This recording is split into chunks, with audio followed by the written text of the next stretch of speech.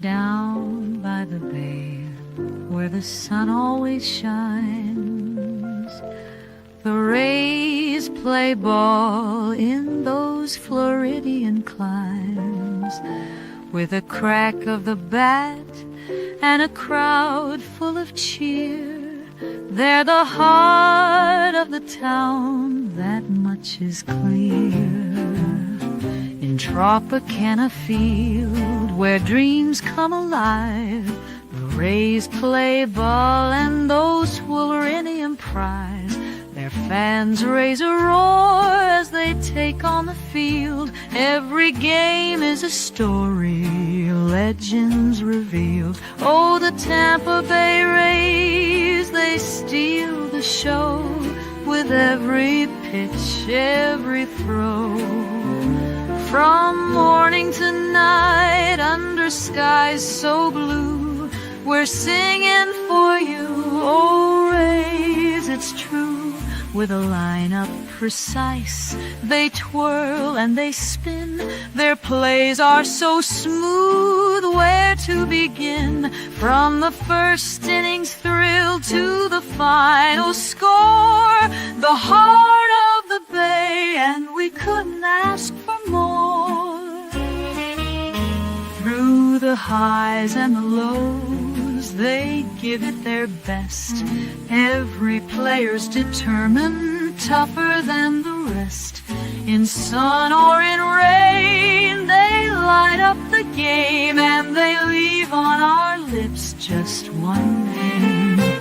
Oh, the Tampa Bay Rays, they steal the show with every pitch, every throw. From morning to night, under skies so blue, we're singing for you, oh Rays, it's true. Do do do do do do do do.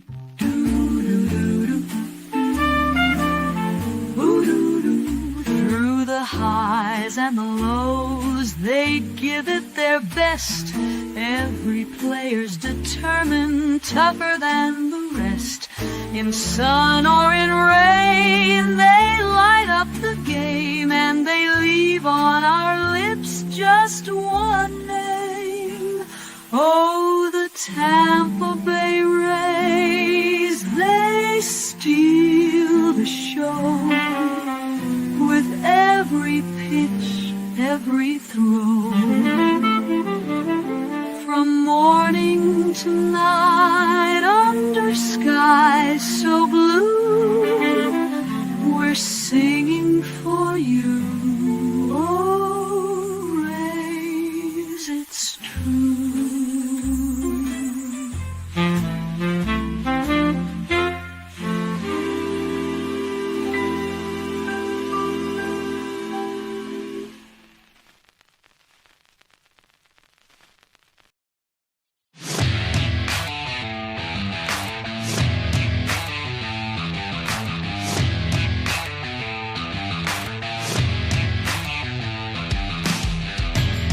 And now, you're tuned into RBLR, the home of Tampa Bay's Reveler Sports.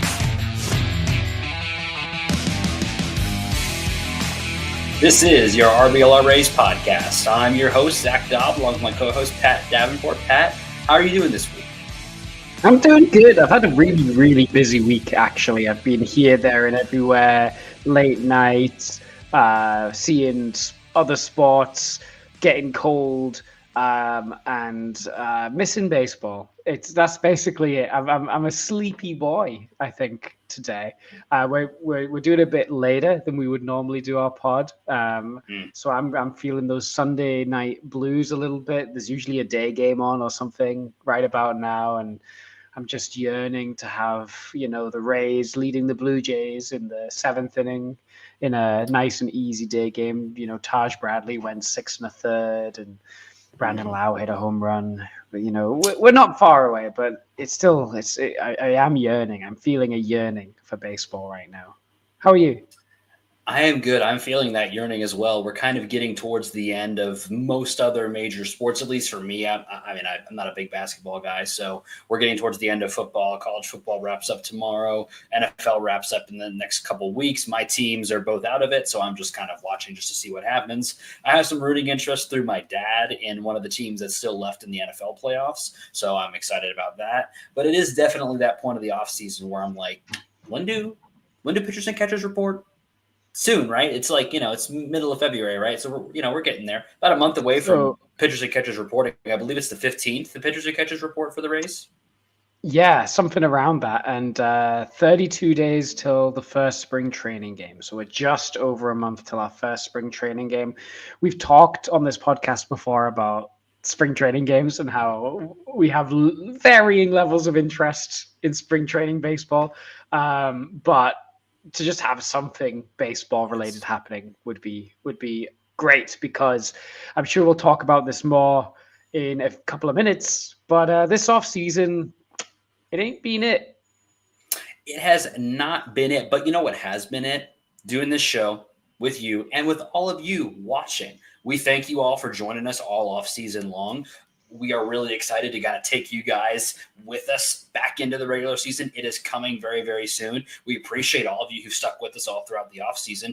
If you want to say you've enjoyed the show, you can do that by following us on social media or dropping us a subscribe on YouTube, liking the video if you're watching it there, or on whatever social media platform you're watching us on. You could also do as a thank you by kind of joining in with us. We'd love to hear from you guys, hear what you think about what we're going to talk about. We've got a packed show for you today. We're going to talk about some of the recent free agent news. Some hopes were dashed over the weekend, unfortunately. I guess it wasn't really the weekend. It was a little before the weekend. Hopes were dashed. We're going to do some player reviews from the bullpen, some really, really high octane arms that are going to be a big part of the bullpen going into 2025. So we got a lot for you. So if you enjoy what you're seeing, do us a huge favor and like and subscribe, because it really does help us out. It's free, supports us, shows us you're enjoying what you're watching. So as I was alluding to, the big news in MLB over the last week, Roki Sasaki, shocker, couldn't see it coming, and absolutely nobody predicted this. Roki Sasaki agrees to a contract with the Los Angeles Dodgers. And Pat, I think you've got some feelings on this. Yeah, I definitely got some feelings on this, and I got two things that I kind of want to get off my chest about Roki Sasaki.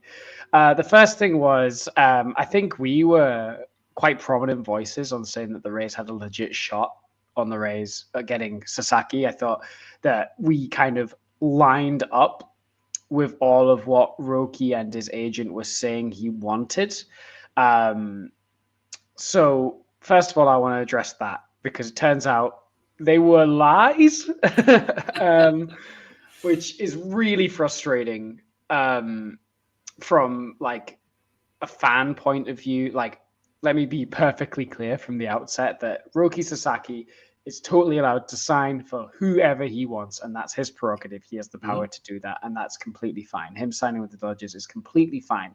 What I think is unfair is the way that he was publicized by his agent to the Western fan bases. I think it was emotionally manipulative and in bad faith. And I think that because the things that he set out that he wanted was a mid to small market. He went to either the biggest or the second biggest baseball team in the world. Mm-hmm. He said he wanted to not be influenced by players. But then it's come out in reports that Shohei Ohtani was a big influence and was often kind of like talking to him throughout the process, and was probably influencing him to come to the Dodgers. And I'm sure Yamamoto would have been on board with that as well. He also said, I don't care about the history. I don't care about any of that nonsense. I just want to know who's going to make me the best pitcher. And the Dodgers do have a good track record of pitching development, but there were other teams that did not. Like, I don't think the Blue Jays have a good recent track record of pitching development. Look at Alek Manoah, right, who was meant to be their main guy, and apparently the Blue Jays were really close to signing Roki Sasaki. And I can't confirm or deny this, but I also believe that he was going to sign with the Dodgers from the very start, and this was all just kind of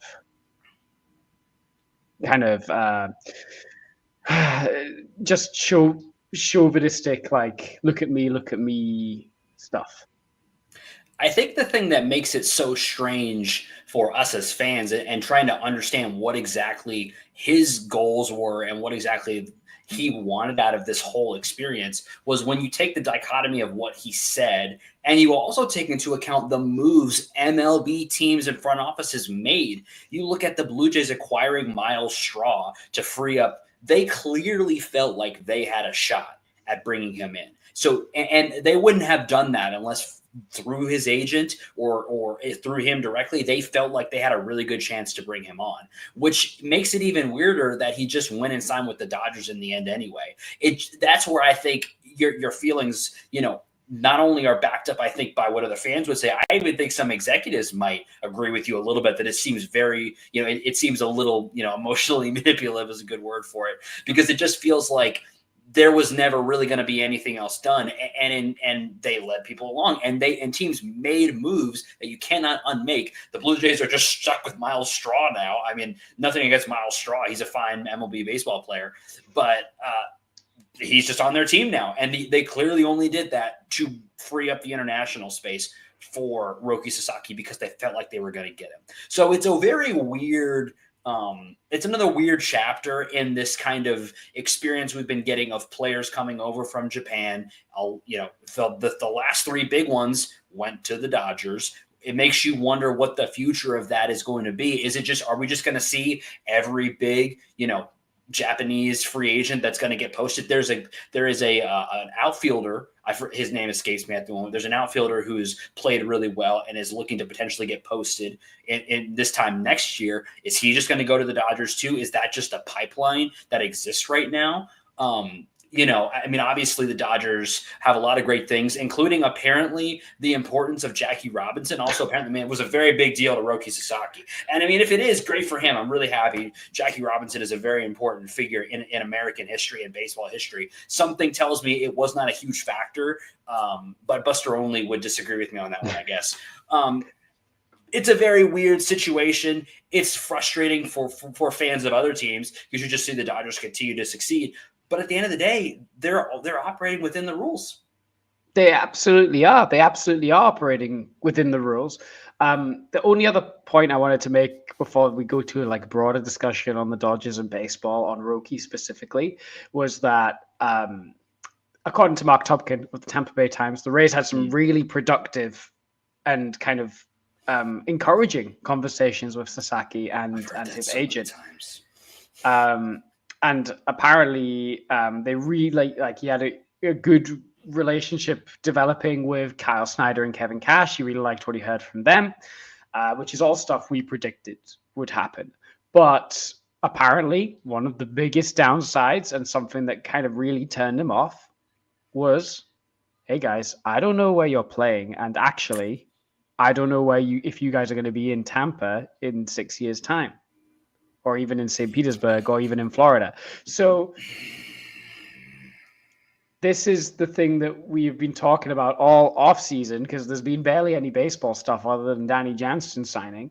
All we've had to talk about was how we're going to have a bad off-season and nothing's going to happen because no one's going to want to sign on because of this whole stupid thing with the stadium because of a hurricane that blew up the stadium, which then, after it blew up the stadium, delayed votes on getting a new stadium that was essentially already agreed. The new politicians then delayed the vote, which was not great. But then also Stu Sternberg's now got the money and refusing to do anything with it. So the Rays, the baseball team, I love and support with all my heart, but they are being actively destroyed by their local authority and owner, not in equal measure, but both have a part to play. And it is preventing us and preventing our very capable front office from doing stuff. And it's so frustrating. And I wish there was a little bit more anger towards Stu Sternberg. And I wish there was a way that MLB could step in and say, you as an owner are not acting responsibly or in the club's interest and need to do something about it. I have frequently in the past been very vocal about how I feel about Stuart Sternberg, and my opinions really haven't changed. I said a couple of nice things on his behalf. We were discussing how the delaying of the bonds could increase prices, but the truth is, what I have always believed is that Stu Sternberg is not fit to be an MLB owner because, frankly, he's unwilling or unable to put in the capital that is necessary to improve the team. He is unwilling or unable to market the team well enough to increase revenues. And he doesn't act in the team's best interest. He's not acting in the team's best interest. He's acting in his best interest as an owner, which I can't really I can't blame him for trying to act in his own best interest necessarily. But when you're the owner of a Major League Baseball team and it feels like you are actively acting against the best, the best interest of that Major League Baseball team, it leaves you feeling frustrated as a fan because it feels like you have, and maybe it wouldn't be this bad if we didn't feel like we had the best executive and best manager and best pitching coach and best development team in MLB, which he has to get some credit for hiring those people and allowing those people to exist. I give most of that credit to Neander for continuing to hire those people, but that is what it is. We have to say that. That's just the one thing I'll give him credit for. But it is so frustrating to see these guys do so well every single year and then get handcuffed by their owner, who will not provide them the resources and will also actively act in their whatever the opposite of best interest, the least interest, their worst interest, and put them in situations where they lose out. Well, does Roki Sasaki come here if there's no delays and we just roll right into the new stadium being built and they immediately announce they're going to fix the trop? Who knows? But we know for, as much a fact as we can know, that it was a factor in him not coming here. And when you're already fighting against things, being a small market team, you cannot afford to have things like that go against you when you are trying to bring in free agents. Starting pitching was not necessarily a point of weakness. I think I would be if for some reason this was a surefire outfielder that would have fixed our outfield problems, I think I might go ballistic because, that would really send me over the edge. I think it being a pitcher, I'm a little more restrained in my frustration, but I do completely feel exactly what you're saying and completely agree. It's a frustrating time to be a Rays fan right now. Yeah, exactly what you said. Would we have signed Roki Sasaki if we knew exactly what was happening with the stadium? Maybe, maybe not. Who knows? But we're not able to put our best foot forward as a team and an organization because our owner, the person that should be the most responsible for making sure the team looks and feels as good as it possibly can be and puts its best foot forward to the rest of the league, is actively harming that. And I think that is an absolute disgrace. And I don't know what it's going to take for MLB to step in on this guy because they approved the bonds over a month ago now and they've still not said anything. And I think what's happening is the Rays are just hoping that someone will step in and cancel it for them so Stu Sternberg can just develop property there and not have to worry about it. But he needs to be forced to sell the team. And I don't like Chris Latvala, but he's right. Stu Sternberg needs to sell the team because he's only using it to benefit himself. And every other MLB owner, whether they're spending or not, is most of the time acting in the team's best interest. Yeah, and I mean, there's exceptions to that, but the great majority. And it's just really hard to see a baseball team perform the way the team performs last year, notwithstanding last year was a down year. But when you look back at the track record of this team in recent years and you see the resources that they are given to get to that next level, it's just frustrating to watch because you feel like there's an artificial ceiling that's been input on this organization by the ownership. And again, this is something that if you're just tuning into the show and you haven't listened to us talk before, first of all, thanks for joining us. And if you want to defend Stu Sternberg, feel free to do so in the comments if this is your first time or not. But I am not, and I don't think Pat is either, suggesting the team needs to spend $300 million a year. I'm not even suggesting they need to spend $150 million a year. I'm suggesting they need to be spending $120 million every single year because there just, to me, doesn't seem to be a good reason not to. And if you spent, think about the difference, those extra $50-60 million, maybe it's sometimes closer to 30 or 20, depending on the year, but even that little extra could bring one more guy to fill a hole or something. It just feels like every year, we were talking about this before we got on the show, there's always a hole that if you just brought in somebody to kind of fill that hole and be that guy on this team, you might go to the next level. And it just feels really frustrating to watch us year after year after year. Clearly, and again, it's not like Eric Neander and everybody else in Ray's player development and Ray's leadership doesn't know about these holes. They are watching the games. They are evaluating the talent on the team just the same way we are. They can see the holes. They are not filling it for whatever reason. And we, at this point, we are left to, because we don't know why they're not doing it, we are left to believe that it is because they are not being given the capital to do so. Right. 100%. And like you said, if this was Shohei Ohtani getting posted early, right?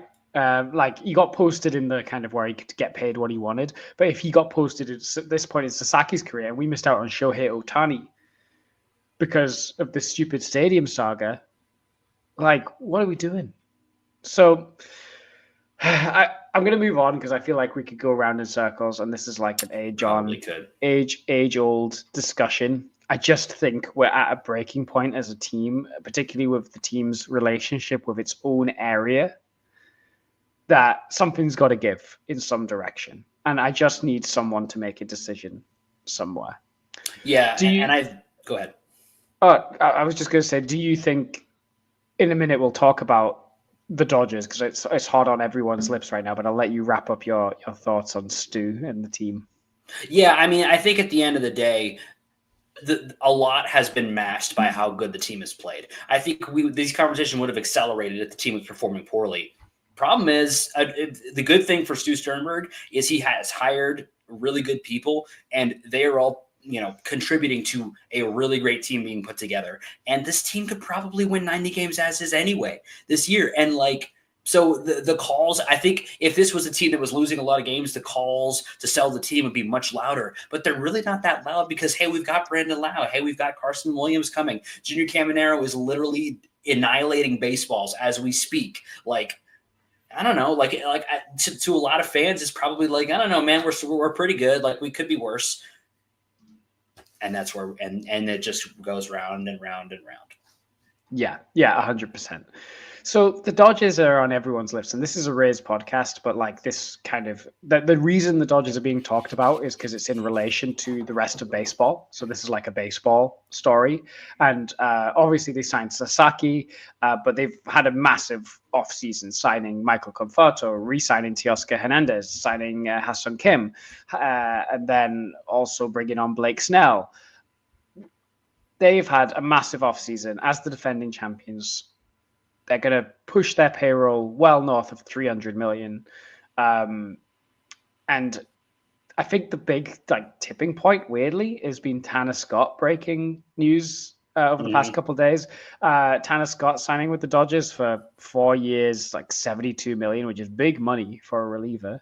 And 4 years is quite a long contract for a reliever as well. But the reports were that the Blue Jays and Red Sox have potentially offered him similar money and years, and in some reports, more money, but he's choosing to take less to go to LA and be part of the super team there because Shohei Ohtani's only on $2 million and they got all these other guys. I'll ask you this as a question. Do you think, because this is what people online are asking, does the league need to step in? So the league, I think, should step in, but they should not step in to punish the Dodgers. It is not anybody else's fault that the Dodgers have operated within the rules and created an environment where players want to go. This is what we've seen this happen across sports, across multiple different, whether it's basketball, football. Yeah, I don't know as much about football or soccer, so I don't know if this happens as much. But back in the 2010s Patriots days, players would take less to come play with Tom Brady because they think they would get a shot at a ring. And a lot of times they did get a shot at a ring or won a ring. And that happened throughout his time there, especially towards the end where he was taking a lot less, as Shohei has kind of done, is taking less right now, at least, to allow guys to come and build that team. I don't think they should be punished. The problem is not the Dodgers. The problem is the Rays and the A's and the Pirates and teams like that are at the bottom of the league that are not spending and making it competitive. To me, like because you can't do anything about the Dodgers having a great environment and players wanting to go play there. Could you enforce steeper penalties on salary cap? Maybe. Could you make the whole deferment thing illegal? I guess so. But it seems unlikely that the league would step in to punish one team specifically. It makes to me more sense to look at the other teams and say, why aren't you guys doing this?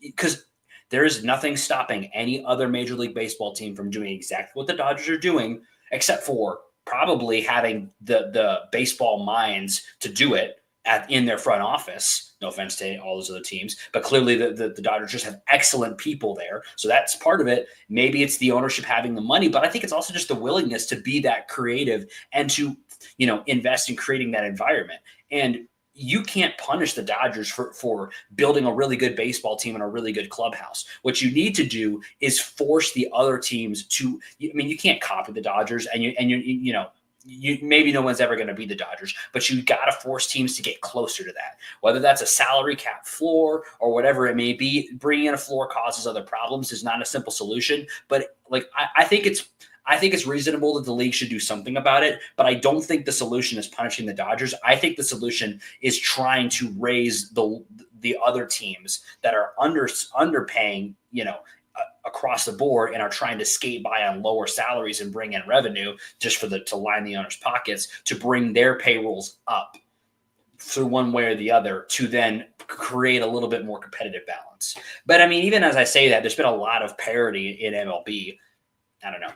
I feel like if the league's doing something, it's got to be to those lower teams, not to the Dodgers. Yeah. I agree in principle, but I agree that every team, apart from the Dodgers, could spend more than what they claim they can. Like, the Rays can spend more, and even the Yankees could spend more than what they claim they can. Right? Because they can. Yeah, they could if they wanted to. And honestly, I also think, of course, the Dodgers are going to spend $350 million because the penalty for spending too much money is you spend more money. And when money is meaningless, like it is to the Dodgers, like it's no object, then I'll spend way over the cap and spend more money. Who cares? It's just money. Yeah. So, but I do kind of object to that everyone can be the Dodgers. That's physically impossible. Sure. The Rays revenue in the tax year 2023 was $300 million. That's not their profit. That's their revenue. The Dodgers are spending more than the Rays' total revenue on their team payroll. The Rays are physically incapable because of their market size and TV deals. Because let's be honest, St. Petersburg, Tampa Bay area does not have the population density or the lucrative TV deals that Los Angeles, California has. Right. Nor does it have the kind of, to say what the kids are saying these days, the aura of Los Angeles, the city, right? That's a place where you go to be a star, right? People don't go to St. Petersburg, Florida to be a star. And that's no dig at St. Petersburg. It's a lovely place, but it's not got that kind of appeal to mid-20s athletes that want endorsement deals, right? So right. I disagree with the idea that any team can be the Dodgers. All teams could spend more money, but there's more to it than that. And to clarify a little bit what I meant, I don't think they should all spend the money. All teams can operate and attempt to create a good clubhouse environment and be creative with salaries. That's kind of what I mean, is all teams can do those things. The idea that the deferred money is not something that's exclusive to the Dodgers. And you might use it in different ways, and not all players may be willing to take that. Maybe Shohei was a unique example of someone who's willing to do something like that. But I think that all teams can be creative and create good clubhouse environments, but not all teams are willing to or able to acquire the people and the ownership is willing to provide maybe the minimum level of capital to do that. I think that's kind of what I'm getting at. Yeah, and I agree in principle with a salary floor it'll be tough to implement, I think, because there's Yes. lots of ins and outs of that. But definitely incentives to not be in the bottom, let's say the bottom 3 in pay. If you're under a certain threshold, maybe instead of it being like you have to be over this threshold, perhaps if you're not, you lose a draft pick. Yeah. Because you're not trying. But then again, you could also argue the Rays have been trying. So, and I think this gets back kind of to the, we talk so much about payroll, and we have been, at least in this conversation. And at the end of the day, what you're judged on in Major League Baseball is whether or not you win. And the Dodgers have won a lot of baseball games. That being said, they've won 2 World Series in the last 4 years, which is awesome, and it's something the envy of every Major League baseball team, world round. Before 2020, which they won in the truncated season year. Do you know when their last World Series was before 2020? Just out of curiosity, I don't. 1988. Right. So I say that to say, just because and they were spending a lot of money for a significant period of time before that, and they've been spending money this entire time. So spending the most money does not necessarily win you the World Series, and we all know that. I think what we're getting at when we talk about the increase in spending is what we were kind of referring to back when we were talking about the Rays and how there always seems to be a hole. I think that's kind of the case on most teams. Most teams would look and say, we have a hole in our team. We need to do something to fill that hole, and spending more money, might be able to get us there. And that's where, a salary floor maybe ends in more teams have some of those holes filled. The counter to that is that there's not enough players to fill all the holes. So, right. It's spending doesn't automatically mean winning. I think what I'm getting at least is spending a little bit more for the right organization might mean more winning. It might not. It might. And I feel like as a fan, I want to at least see and I mean, that's not a good way to run an organization, but I'm not the GM, I'm a fan. And as a fan, I want to see us take a shot because we've been playing it within the organizational guidelines for a long time.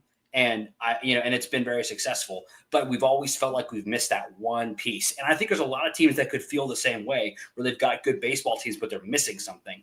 And the ownership is not taking that next step to get that piece, to bring that team up to the next level. And I think if more teams were incentivized to do that, we'd have a better baseball league all around, because there would be that incentive to pay guys and be that incentive to build those really good baseball teams. Because right now, what's the incentive to be good as a baseball team? I mean, you would think it would be, well, by the name of the game. You want to win games. You win more games, you make more money. And that's true. But the problem is that as a Major League Baseball team, the A's have kind of tested this out. There's a kind of a floor of revenue that you bring in as a baseball team. And if you're okay with that as an owner, there's nothing to stop you from doing that. Yeah, and that's the problem. And I think MLB would have to get creative to get a solution that properly works. Because also, there could be a team like the Blue Jays that are earnestly trying to spend money and just coming up short everywhere because everyone's going to the Dodgers. Yeah, but their willingness is there to spend money. And if their payroll was where the Rays is, but they're actually trying to spend the money, it would be unfair to penalize them for coming up runner-up on a bunch of people.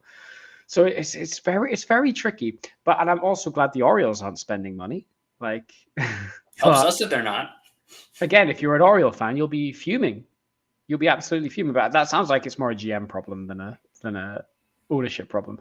But I digress. Do you know what's something that you don't actually have to spend a lot of money on, but provides a lot of value, Zach?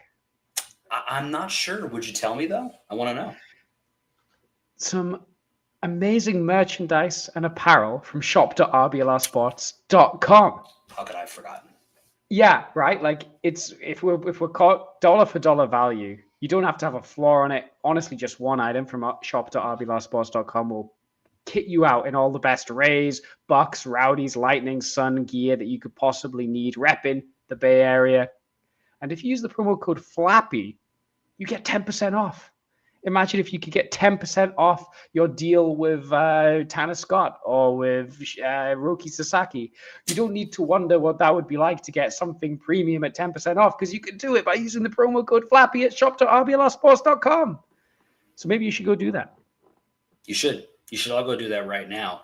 And the great thing about being a Rays fan as well is, even though we're in this situation where we've got this frustration around the way the ownership is acting, we've got some pretty premium baseball players on this team too.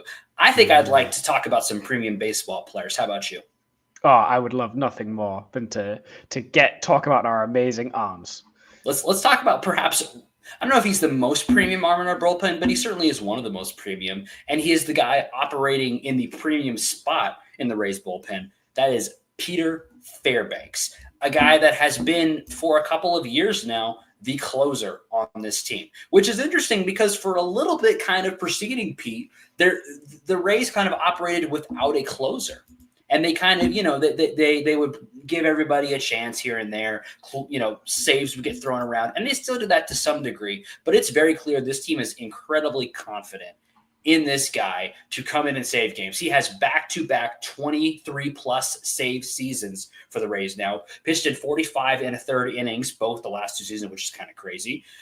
And he pitched this season to a 3.57 ERA, put up 0.6 FWAR, struck guys out 8.74 per nine, walked guys 3.38 per nine, a little bit down in the walks, a little bit down in the strikeouts too. A bit of an interesting year for Pete. I would think, in my opinion, watching him play, he maybe wasn't at his best this year.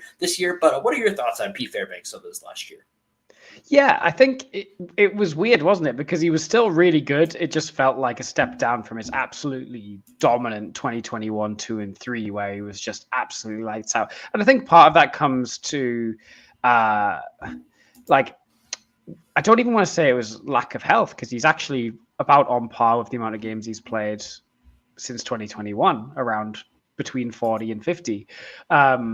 So he stayed on the field, but it felt like we had him less, and maybe that's just because it was in the back end of the year. But yeah, his ground ball percentage was down a little bit. His home run per nine was up a little bit.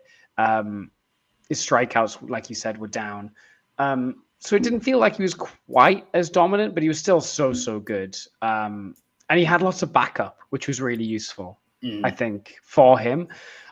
He is such an interesting pitcher because he is amazing, right? I want to emphasize how amazing he is as a closer, and maybe under the radar how good he is, because if you go from 2021, which I think is when he became the full-time closer, if you go from 2021 through 2024, Pete Fairbanks has the 6th most FWAR amongst relievers in the AL.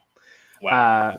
The only people above him are Liam Hendriks, Griffin Jacks, Clay Holmes, Ryan Presley, and Emmanuel Clase, who are all pretty good elite level pitchers. And Griffin Jacks, Clay Holmes, Ryan Presley, and Emmanuel Clase all have at least 60 more innings pitched than him. And on an inning per inning basis, only Liam Hendriks stacks up to Pete Fairbanks. Wow. How about that? On an inning per inning basis, since 2021, it's basically Pete Fairbanks, Liam Hendriks, and Felix Bautista in a class above everyone else in the American League. That's how good he is. And that's been for 3 years, where relievers are volatile. So he is an outstanding reliever. And I honestly wasn't sure at the trade deadline if he was going to get traded or not.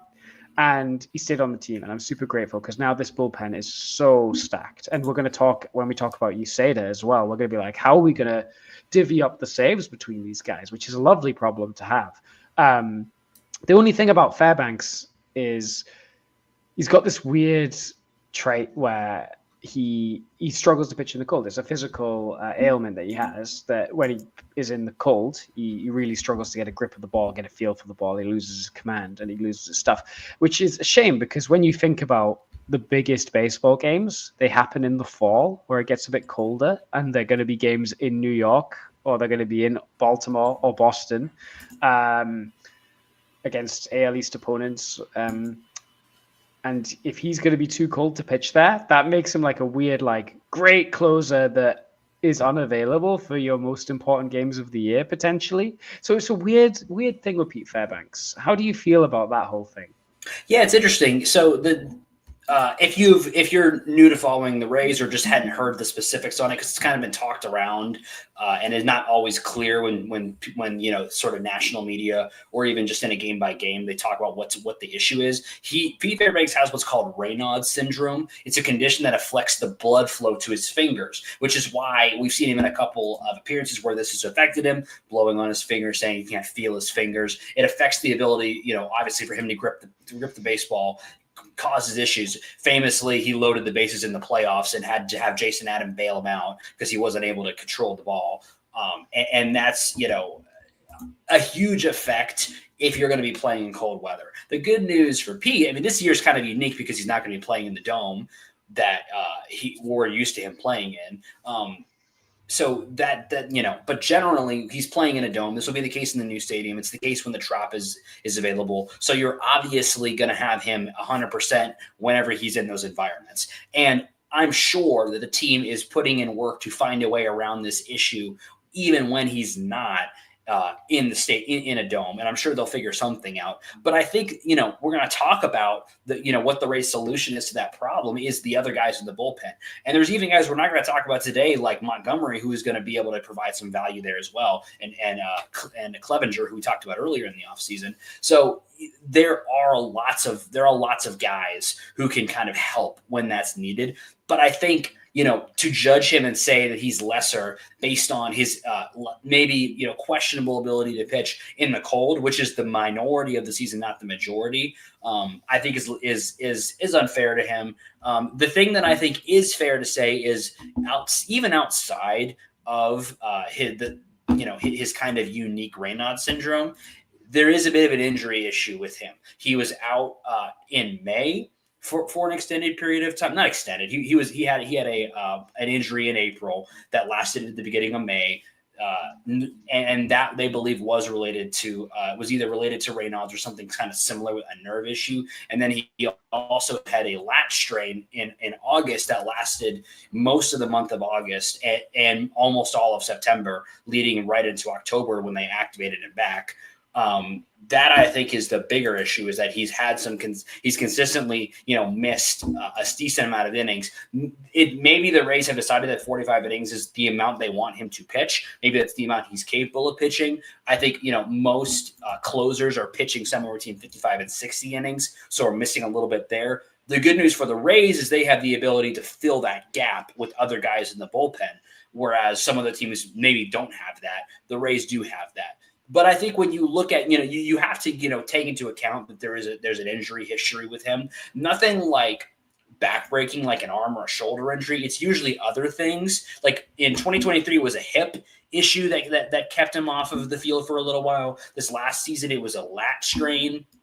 So it's not arm stuff, which is good. It's just kind of other muscle stuff. I would hesitate to say it's a conditioning issue, but maybe he just, I don't know what the fix is around that.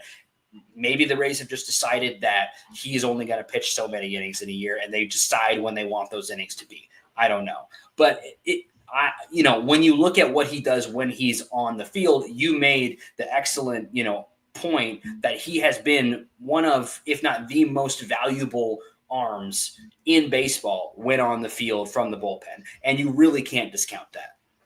Yeah. And I guess the only thing I would say is all his peripherals were down this year. You hope that's not a trend, right? That he's 30. That now that he's 31, and you hope that he'll make a bit of a rebound. Because if those trends continue, I think his results are going to worsen a little bit. But I think you're 100% right. Where we're in a really luxury position where we're not like where the Orioles were with Felix Bautista, where they had nobody else to rely on. Yeah. And you can use Pete Fairbanks as your closer, but you can afford to use other people as your closer in different spots and scenarios and feel completely fine. And I do wonder, will Pete Fairbanks lead the team in saves next year? That sounds like a great thing for us and our audience to ponder in the time between now and when we do our player reviews and our positional reviews of the bullpen heading into 2025. So stay tuned for that. In the meantime, if you were going to give Pete Fairbanks a letter grade for 2024, what would you give him? A B, I think. I think he had a good year, not as good as his great years. And obviously, you'd want a bit more health out of him. So I think he did well. It's a B. Yeah, I would agree. How about yourself? Yeah, I would agree. It's a B. And I wonder if we would feel differently if, they did not have the infrastructure in the roster to support his injury. We might feel differently about him and feel differently about his season, but we do. So it almost kind of like, maybe it's like if he's putting in a grade for a group project, which maybe you could say the bullpen is a group project. It's not an individual performance. In the group project, he's maybe getting covered up a little bit. And this is not normally, it's been the other way around where he's been so good. It's covered some other people's issues. Maybe this last season, he's getting covered just a little bit because of some injuries, and maybe the peripherals weren't the best, but everybody else is doing so well that maybe it covers him up a little bit. But I'm going to give him a B2. Yeah, 100%. Fairbanks, when he's on it, untouchable, is prone to an absolute command blow up occasionally. Like I would say 1 in like 10 to 15 appearances, he'll just not have it at all. And that's fine. Like most relievers are like that. So don't panic too much. But yeah, love Pete Fairbanks, and I'm so glad he's still with the team. Me too. I was definitely worried he was going to get traded. So it is very, very good to have a guy like that in your bullpen. It's also very good to have a guy like Drew Rasmussen in your bullpen. And he may be in the bullpen in 2025. He may not. We're going to talk about that when we preview him for 2025. But for now, we're going to talk about his season in 2024. What were your thoughts on his 2024, Drew Rasmussen? Really impressed. Obviously, recovering from his second Tommy John surgery, which is where you start to really get a little bit worried about a pitcher. But he came back and was absolutely lights out of the bullpen. Sometimes as an opener, sometimes as a just back end reliever. But most of the time, he went several innings. And was really, really effective. I mean, like the base stats are 2.83 ERA, 35 strikeouts in just 28 and 2/3 innings. His walk percentage was really low. I don't think he gave up a barrel all season, which is nuts. And he got loads of ground balls. Like he was just unbelievable. He, again, on an inning per inning basis last year, was up there with the absolute best in the league. So Drew Rasmussen pitched 28 and 2/3 innings and got a whole Fangraphs war out of that. So if he pitched 70 innings, he would have led the team in WAR pitching wise. Wow. On that, if he kept up that pace. Which 70 innings, 70 innings is not that many innings. Like 70 innings, who pitched 70 innings this year? Aaron Savali pitched 87. So like less than Aaron Savali pitched, and he only pitched the first 2 months of the year for us. So unbelievably good. And that's what's probably earned him the extension that he got this offseason. And now it's a weird conundrum, isn't it? He wants to start. The team are talking about making him start. Do you want him to start, or would you rather he was this option in the bullpen?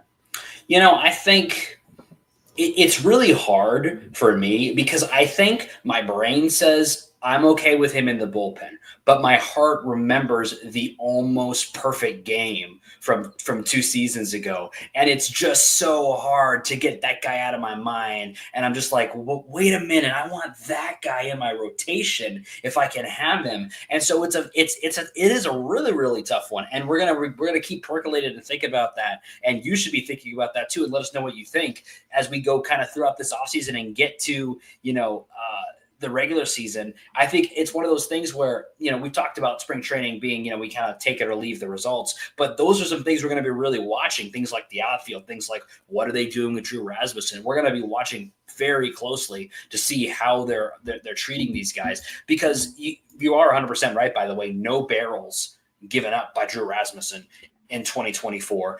And whatever you want to think about xERA, expected ERA via Fangraphs, 1.98 for him for last season. So he clearly is just on. He is really, really, really, really good. And the question that I think, like that you just asked and that we're all trying to figure out is, where is he going to be the most valuable? And at the end of the day, we'll make our predictions and we'll throw out what we think might happen. At the end of the day, I trust Kevin Cash and Kyle Snyder to make that evaluation on him and use him the best way that he's going to provide the most value for the team and give the team the best chance to win. Based on his contract, leads me to believe he's going to start, but we'll see. Yeah, I think the contract leads, but like, can we just like acknowledge how unbelievable that is to have that low of a barrel, like that much of a soft contact rate? Like, he gives up soft contact at an unbelievable It's crazy. Like and all of his stuff. 116 batters faced in 2024, and not a single barrel. 116 batters faced in 2024, not one barrel. And to clarify, like, what a barrel is, that's anyone. That's a ball hit over 95 miles an hour, so a hard hit ball. That is in a particular launch angle kind of radius. I think it's between 20 and 35 degree launch angle, which is like the best launch angles. It's generally resulting in a double or a home run for the most part. Yeah, like, you want to barrel the ball because it means you've hit it at a good angle and you've hit it hard, which is right. Exactly what you want. Drew Rasmussen, like, to not give up a single one of those in over 100 batters faced is unbelievable. And you know what? His barrel rate in all the other years he's been with the Rays has also been super low. Like, it's been about like a 5 to 6% barrel rate, which is insanely low. So he's so valuable, and I think is the most underrated starter in baseball. And the question will be, how are the Rays going to use him? Will they use him as a long guy out of the bullpen? Will they use him as a piggyback starter, maybe to come along the back of, say, a Shane McClanahan four and dive start? He's a huge weapon for the Rays pitching staff. I am very excited to see how they're going to use him in 2025. It's one of the things I'm looking forward to the most, because I know that whatever the Rays decide to do, he's going to be excellent and he's going to be fun to watch. Yeah, I'm giving him an A+. Oh, yeah. When you consider, again, coming back off of severe injury, coming back in the middle of the season, August 7th, he came back to the team and doing what he did, performing at the level that he performed, A+ for me. 100% I agree. Yeah, I guess the only thing you got to watch out for starting is you've just got to hope, like, if he starts, he's at more risk of getting re-injured. And if his elbow goes a third time, there's been one pitcher in MLB history that's come back from 3 Tommy John surgeries. I think if he starts, he's gonna pitch like maybe 120 innings max. They're gonna very carefully monitor the amount of innings he pitches, and I guarantee they're gonna backload those starts towards the postseason. I think there's a real world where he starts the season in the bullpen, and he slowly becomes a starter, and he's a guy who can start when we get to the end of the year in the postseason. That's my very, very early, without doing a lot of, checking into it, because I've been, kind of waiting for that to percolate through the offseason and see if we heard anything more. But that is kind of my very, very early thought on it, is I expect mostly out of the bullpen to start the season, leading into starting, and then potentially, staying that way going forward. But that's just my thoughts so far. But we'll see. It's going to be fun to find out. We shall see. And speaking of A+ relievers, let's talk about the revelation that was Edwin Uceta. And he was a guy that he's a very interesting kind of story that he was over the last season, because if you remember, he had a very kind of an interesting trajectory, because he did come up earlier in the season before he really started to dominate. He came up very early in the season for like just kind of a cup of coffee. And I remember, I don't know if we talked about it on the show or not. I feel like we did, but I remember saying, hey, that guy was really good.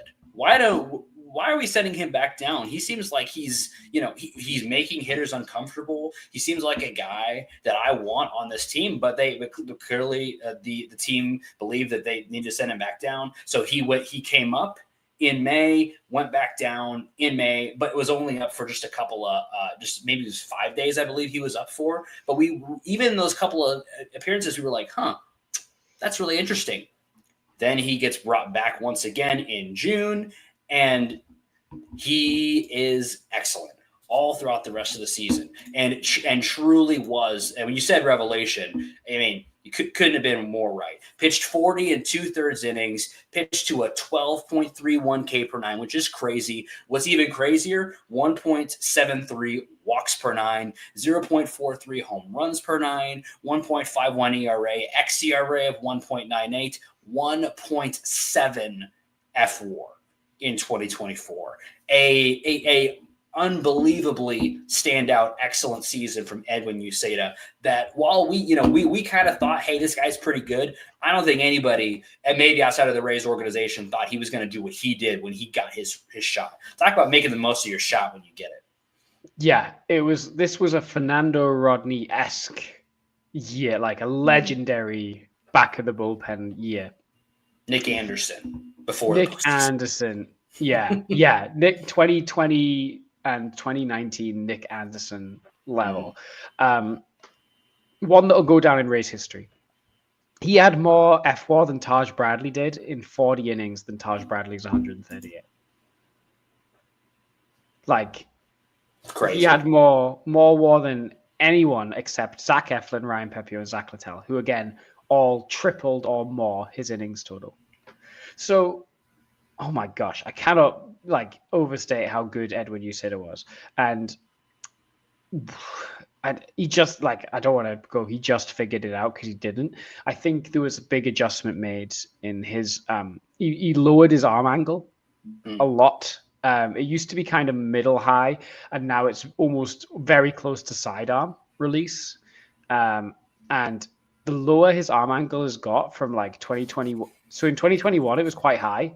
And then gradually he's lowered it every year, following. And his walk percentages went down every year with his arm angle.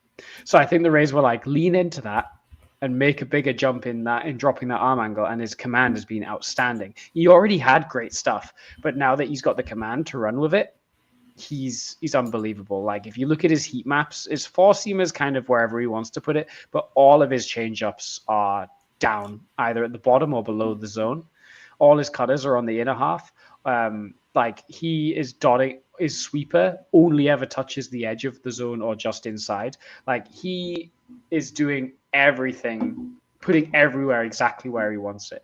And to couple that with really great moving stuff is unbelievable. I don't know if it's replicatable next year, but if he's anywhere close, then he's going to be competing for saves. He's going to be in all the high leverage situations again.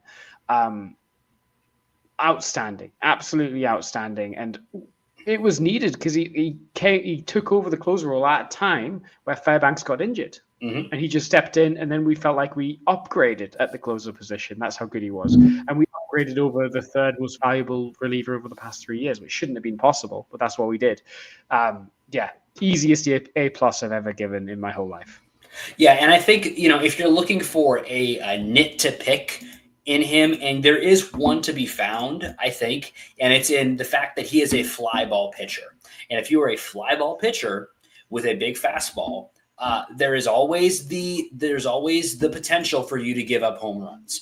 And I think if we're looking for, a way in which things could go south for him, it is in potentially giving up the home run. Now, the counterpoint to that is if you look at him throughout his career, that's never really been the way he's got beat. He's not usually giving up a lot of home runs. So, that is we hope that kind of stays that way. He has had some seasons where it's gotten a little bit higher. So we would hope that it doesn't go that way, and that we hope that that's what he's taking out of his game. But that is the area where if you start to see things go south for Edwin Uceta, it's probably because the fact that he's a fly ball pitcher is hurting him. Steinbrenner Field is going to be a little bit more hitter friendly of a ballpark. The Trop is very pitcher friendly for a fly ball, pitcher especially. It's a very, very pitcher friendly ballpark. So it's going to be interesting to see how he does this year. But again, he doesn't need to get a bunch of saves. Where he saw the most use was in kind of going and getting 2 innings. And he ended up picking up some saves when needed, but he's really good at going in and giving you 2 really, really good innings. I think we'll see a lot of him following up from starters and kind of getting in the middle between a starter, even if they've gone longer, maybe giving some of the other guys a rest, going out and getting 2 to get you to Pete or to whomever you want to be closing that day. That I think is where he provides the most value. I mean, closing is great, but I think if he starts to close more, my only thought is I wonder if the league is going to eventually try to figure him out, because they're going to try to figure him out. Will they? We don't know. But the more of a spotlight you put on him, if you put him as the closer, it does make you wonder if there will be an emphasis on teams trying to figure him out. He's kind of become a name now. So he is no longer kind of the shiny new, what is this guy? We've never seen him before. Teams know about him now, so they're going to be looking for ways to get at him. They may not succeed. I mean, teams look for ways, to get at lots of guys. I'm sure teams are going to look for ways to get Shohei Ohtani out, and I guarantee you they're not going to succeed at the rate they would like to. So, just because they try doesn't mean they'll succeed. But I am interested to see now that he is going to be a known commodity going into 2025, how he'll perform. However, if we're just looking at 2024, it is, like you said, perhaps the easiest A+ we've ever given on this show. Yeah. I agree with all the points you said about fly ball and Steinbrenner Field. And also just those results are hard to replicate, even if you pitch just as well. Yeah. So don't expect that year again. But I think it'll be really interesting to watch how close he gets to those outstanding results this year. Like you said, now that he's a known commodity. And again, when you look at how good the Rays bullpen is, he doesn't need to be as good as he was last year. There's so many guys in this bullpen. It's crazy, guys. When we start to preview the 2025 bullpen, I think we're underselling. And I think most of baseball is underselling the Rays bullpen because they're not just foaming at the mouth. But I think when we sit down and really break down this bullpen, it's going to – I mean, if you're a team looking to face the Rays, you're not excited when the Rays go to the bullpen at all. No. They like a bullpen day is going to be a tough day for any team. Mm-hmm. And, you could even see Uceta being a cold weather closer for when Fairbanks. Yeah. I could see 4 or 5 guys getting the 9th in a close game and being fine with it. Oh, yeah. I mean, I think you've got Rask can get it. Pete can get it. Uceta can get it. Clevenger can get it. I think by the end of the season, you'll see Mason Montgomery getting it from time to time. Can Hunter Biggie get it? We haven't even talked about him. We're not even thinking about him. Not even thinking about Hunter Biggie. We're not even thinking about Hunter Biggie, but he could absolutely get some. The bullpen's loaded. We could keep going on for another 10 minutes about the Rays bullpen. Kevin Kelly. But Kevin Kelly, we're not even talking about, it's crazy how good the Rays bullpen is. And if you want to hear us talk more about the Rays bullpen, do us a favor and hit that subscribe button. If you're watching us on YouTube, hit the follow if you're following us on social media, so that when the Rays bullpen position review episode drops coming very, very soon, so that you're going to get to hear all our thoughts on the Rays bullpen and us gushing about them and telling you how, hey, maybe the Rays don't even need an outfielder because the bullpen is so good, we're not going to give up any runs past the 5th inning, so it'll be fine. So if you want to hear more about that, if that sounds good to you, drop us a follow, drop us a subscribe. Tell us what your thoughts are on the Rays bullpen, on Drew Rasmussen, Pete Fairbanks, Edwin Uceta, anything we talked about today's show. We'd love to hear from you guys. And if you drop those comments while we're live, we'll get a little back and forth going, and we'd love to have more of that. And we hope to have even more of that as we get into the season. So I think that's going to be our show. Anything, Pat, you've got to close us out? If you're not watching live, you're missing out on the amazing jazz production number that plays during the countdown before we go live. So if you get there early, if you get here early, 3 minutes before we go live, because we go live and then the show actually starts about 5 minutes later. So if you turn up during that little period, you get a fun custom song made by our producer, which varies in genre, but it's been like a nice jazzy bluesy thing the past couple of weeks. And I think that's worth tuning in for alone. I agree. Thank you, everybody, for tuning in with us all off season. We're getting closer and closer to the season. We hope you'll continue to stick with us. We're excited to talk ball with you guys. But for now, raise up. Raise up.